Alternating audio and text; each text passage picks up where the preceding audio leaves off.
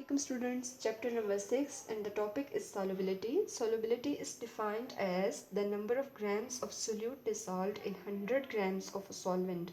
Means कि solvent के 100 grams में जितना solute add होगा, for example कि ये एक solvent है तो सॉल्वेंट एज सपोज कि ये सॉल्वेंट जो है वो वाटर है, तो इस 100 ग्राम्स ऑफ वाटर में हम जितना सोल्यूट ऐड करेंगे, सपोज कि वो जो सोल्यूट हम ऐड करेंगे वो शुगर है, जितनी हम इसमें शुगर ऐड करेंगे कि शुगर का जो सैचुरेटेड सोल्यूशन है वो तैयार हो जाए, तो उतनी उसकी सोलबिलिटी होगी। तो सोलबिलिटी क्या है? सोलबिलिटी 100 ग्राम्स ऑफ सॉल्वेंट में number of grams of solute dissolve means कि उसमें जितना सोल्यूट ऐड होगा कि वो सैचुरेटेड सोल्यूशन बन जाए, तो उसको हम सोलबिलिटी कहते हैं। तो सोलबिलिटी को हमने डिटेल में स्टडी किया था प्रीवियस लेक्चर में।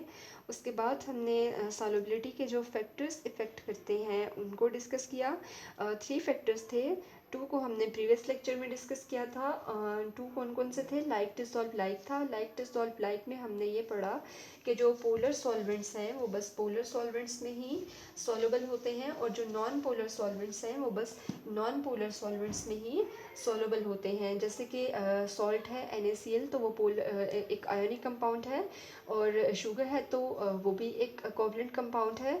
तो ये जितने भी कोवलेंट कंपाउंड्स पोलर होते हैं और आयोनिक कंपाउंड्स होते हैं ये पोलर में सॉल्युबल होते हैं, और जो नॉन पोलर हैं जैसे कि ऑयल है, ग्रीस है, पेंट्स हैं, तो वो नॉन पोलर में ही सॉल्युबल होते हैं, जैसे कि वो कार्बन टेट्राक्लोराइड और बेंजीन में सॉल्युबल हो जाते हैं। और हमने ये भी देखा कि जो नॉन पोलर कंपाउंड्स हैं वो पोलर कंपाउंड्स में सॉल्युबल नहीं होते। तो ये जो लाइक डिसॉल्व लाइक का प्रिंसिपल था, ये फर्स्ट पॉइंट था, सॉल्युबिलिटी का फर्स्ट फैक्टर था। नेक्स्ट फैक्टर हमने solubility and solute solvent interaction का पढ़ा था। सॉल्युबिलिटी और सोल्यूट सॉल्वेंट इंटरेक्शन में हमने ये देखा कि जो सोल्यूट है वो सॉल्वेंट में कैसे डिज़ोल्व होता है, मीन्स के सोल्यूट की और सॉल्वेंट की आपस की क्या इंटरेक्शन है।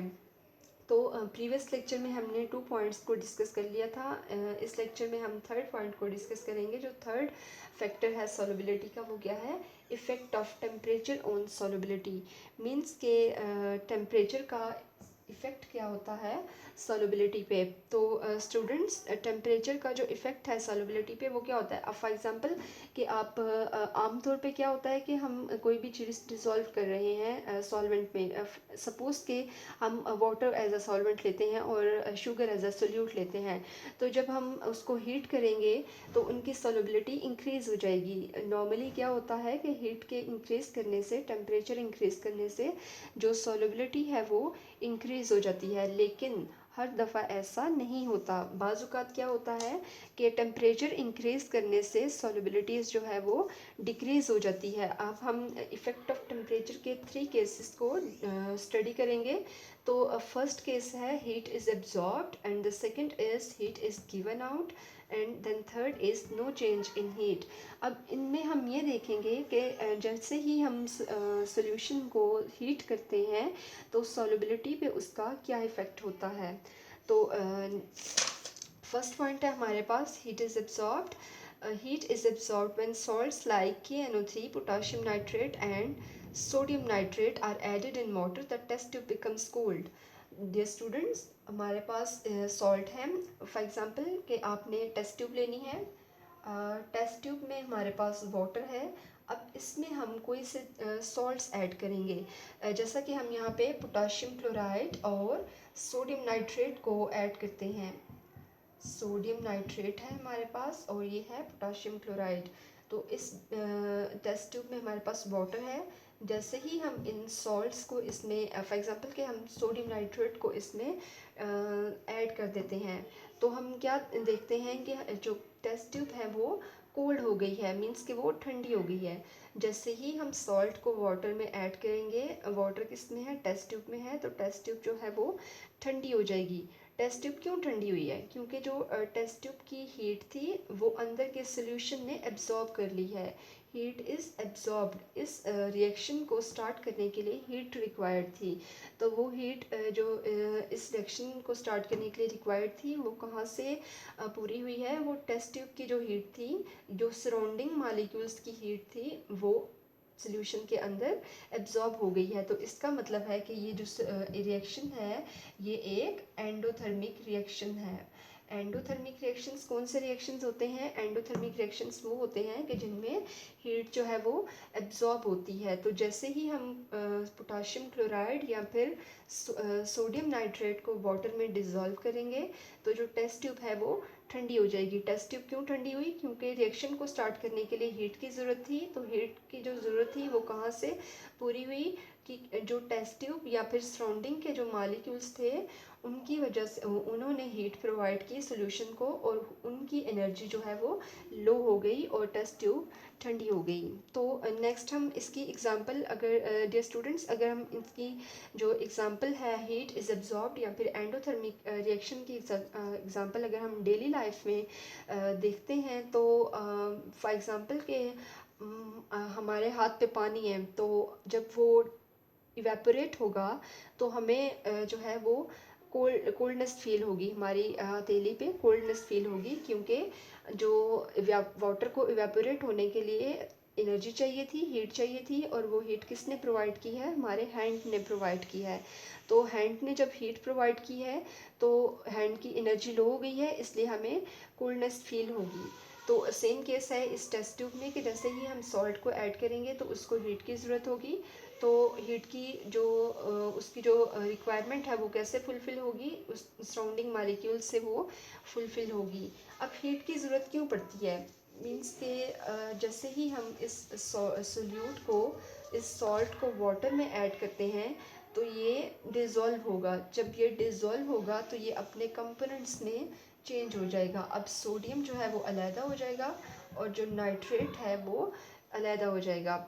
अब ये इसके आयंस में जो फोर्सेस ऑफ अट्रैक्शन थी उस फोर्सेस ऑफ अट्रैक्शन ने इन दोनों को आपस में जोड़ के रखा हुआ था और ये क्या बन गया था? सोडियम नाइट्रेट बन गया था। अब इनकी जो फोर्सेस ऑफ अट्रैक्शन थी उसको ख़त्म करने के लिए हीट रिक्वायर थी, और वो हीट कहाँ से गई है? वो सराउंडिंग मॉलिक्यूल्स ने हीट प्रोवाइड की है।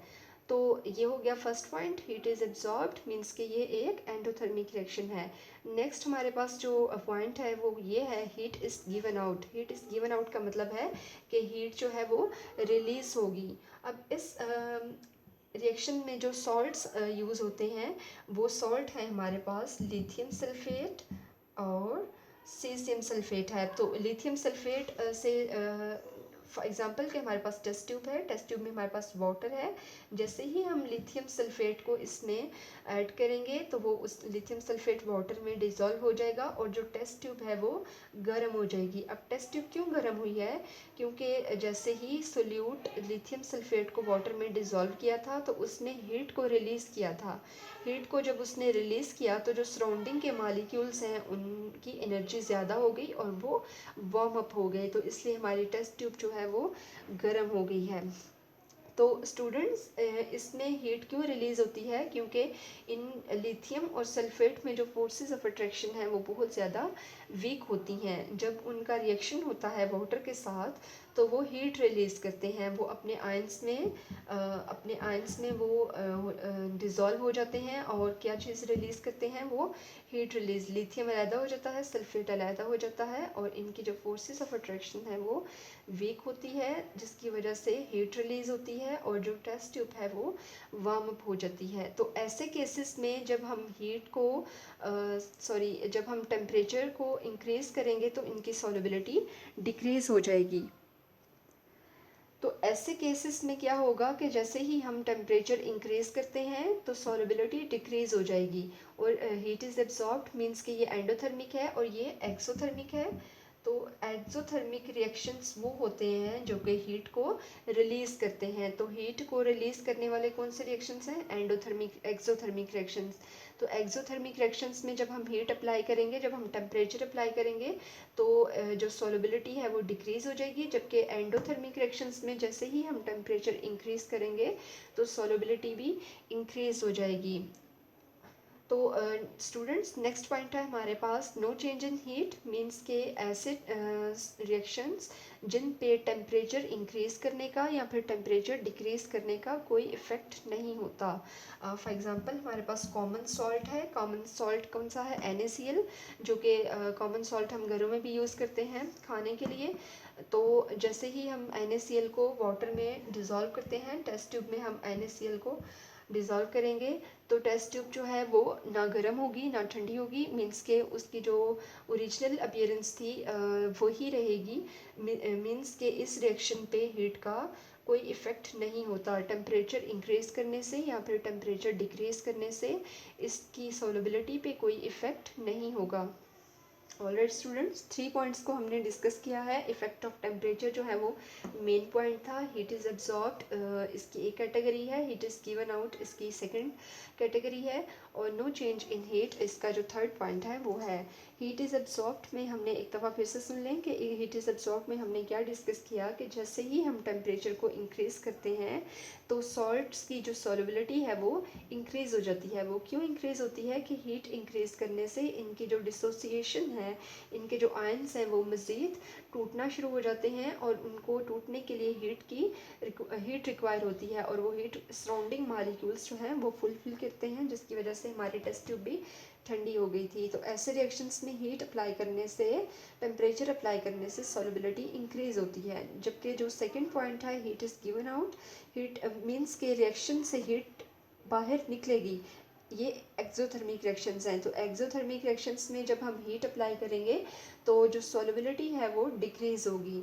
जबकि no change in heat means के टेम्परेचर ज़्यादा करने से या फिर टेम्परेचर कम करने से सॉल्युबिलिटी पे कोई भी इफ़ेक्ट नहीं होगा। इसकी एग्जांपल में हमने सोडियम क्लोराइड की एग्जांपल को डिस्कस किया कि जैसे ही हम कॉमन सॉल्ट जो कि हम घरों में भी यूज़ करते हैं उसको वाटर में डिज़ोल्व करेंगे तो उसकी सॉल्युबिलिटी पे कोई भी इफ़ेक्ट नहीं होगा। ऑलराइट स्टूडेंट्स, आज के लिए इतना काफ़ी है। अल्लाह हाफिज़।